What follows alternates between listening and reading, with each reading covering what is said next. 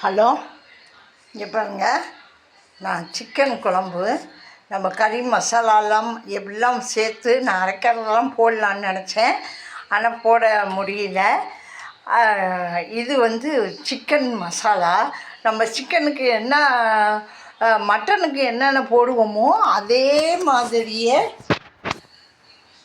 இந்த சிக்கனுக்கும் போட்டு நம்ம இந்த குழம்ப சரி பண்ணலாம். ஃபஸ்ட்டு நான் உருண்டையெல்லாம் போட்டு வறுத்துக்கிட்டேன்.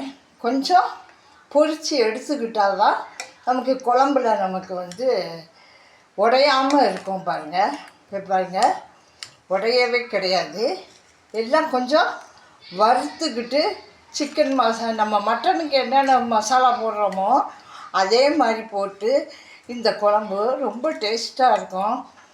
நீங்களும் ஒரு முறை செஞ்சு பாருங்கள். சிக்கன் அந்த எலும்பெல்லாம் தனியாக கழிச்சிருங்க.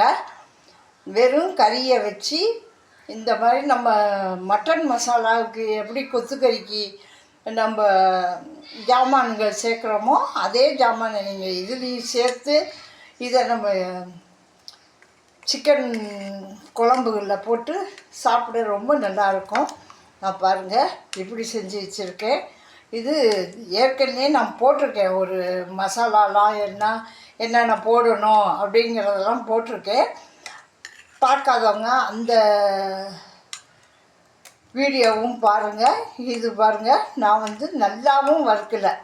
அதான் முக்கால் பதத்தில் வறுத்து நான் எடுத்து குழம்பு கொதித்த பிறகு இதை போட்டிருக்கேன்.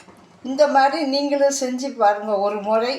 சிக்கன் உருண்டை குழம்பு செய்வது எப்படி, இதை நீங்களும் செய்து பாருங்கள். ஓகே, பாய். ஒரு லைக் கொடுங்க.